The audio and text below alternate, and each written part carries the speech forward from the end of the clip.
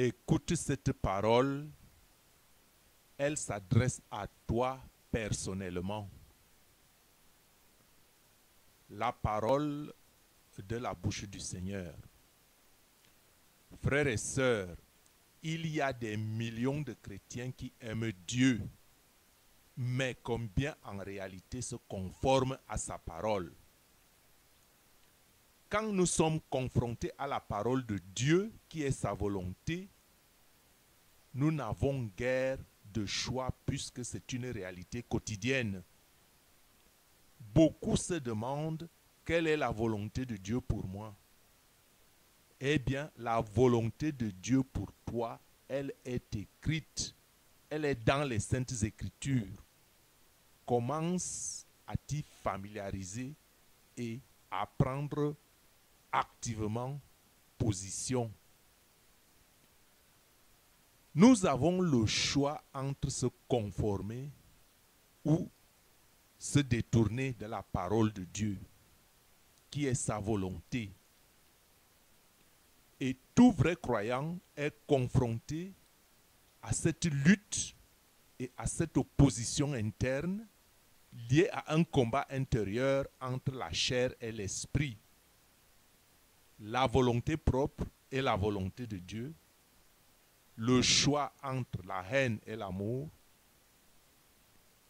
Et à propos, combien de chrétiens si souvent ont choisi d'aimer certains et de haïr d'autres, et le plus souvent d'aimer que ceux qui nous aiment, allant même par là à l'encontre de la recommandation de Jésus-Christ de prier pour nos ennemis et de prier pour ceux qui nous persécutent.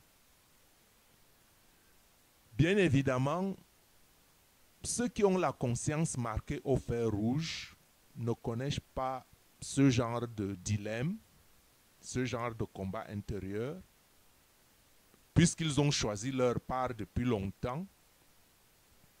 Mais le plus grave est ceux qui ont choisi de s'asseoir devant Dieu, qui désirent entendre sa parole, mais qui cependant la refusent en même temps, c'est-à-dire ils ne peuvent supporter la vérité de cette parole de peur de se condamner.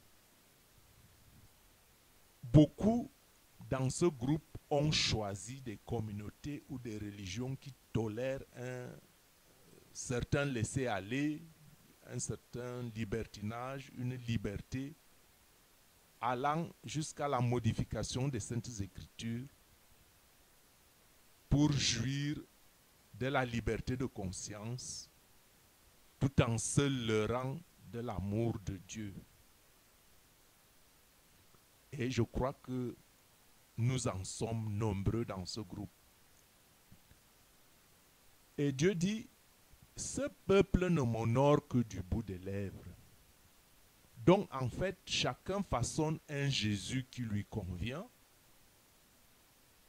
Or, la plus grande question ici est de savoir si ces œuvres résisteront au feu quand le temps de l'épreuve sera venu, au temps du jugement. Est-ce que ces œuvres qui façonnent un Jésus à un Jésus qui nous convient, est-ce que ces œuvres survivront? À chacun d'y répondre. Mais je pense naturellement non, que ce ne sera pas suffisant. Il est donc temps de se remettre en cause et de se regarder dans le miroir de la parole de Dieu. Je dis et je répète, il est temps de se remettre en cause et de se regarder dans le miroir de la parole de Dieu et en faire un exercice quotidien. Cela vous permettra de savoir si vous adhérez ou si vous résistez à ce qui est écrit et surtout comment y répondre. En effet, la parole de Dieu n'est pas seulement faite pour être écoutée, mais aussi pour être appliquée. Appliquée dans le champ de notre cœur, dans le cœur des autres, qui nous entoure et dans notre vie de tous les jours. Écoutons cette parole du Seigneur adressée au prophète Ézéchiel au chapitre 2. Il me dit, Fils de l'homme, tiens-toi sur tes pieds et je te parlerai. Dès qu'il m'eut adressé ces mots, l'Esprit entra en moi et me fit tenir sur mes pieds. Et j'entendis celui qui me parlait. Il me dit, Fils de l'homme, je t'envoie vers les enfants d'Israël, vers ces peuples rebelles qui se sont révoltés contre moi. Eux et leurs pères ont péché contre moi, jusqu'au jour même où nous sommes. Ce sont des enfants à la face impudente et au cœur endurci. Je t'envoie vers eux et tu leur diras, ainsi parle le Seigneur l'Éternel. Qu'ils écoutent ou qu'ils n'écoutent pas, car c'est une famille de rebelles. Ils sauront qu'un prophète est au milieu d'eux. Et toi, fils de l'homme, ne les crains pas et ne crains pas leur discours. Quoique tu aies auprès de toi des ronces et des épines, et que tu habites avec des scorpions, ne crains pas leur discours et ne t'effraie pas de leur visage, quoiqu'ils soient une famille de rebelles. Tu leur diras mes paroles, qu'ils écoutent ou qu'ils n'écoutent pas, car ce sont des rebelles. Et toi, fils de l'homme, écoute ce que je vais te dire.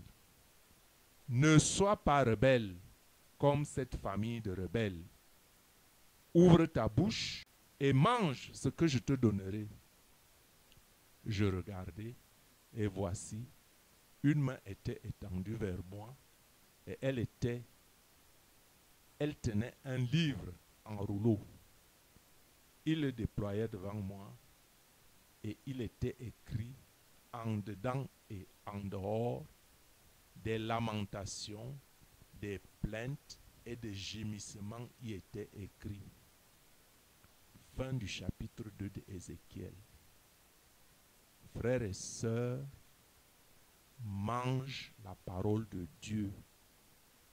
Cette parole s'adresse à toi. Dieu l'a recommandée à Ézéchiel. La parole de Dieu est véridique et vérité et elle est éternelle et elle s'adresse à chacun de nous. Que Dieu te bénisse.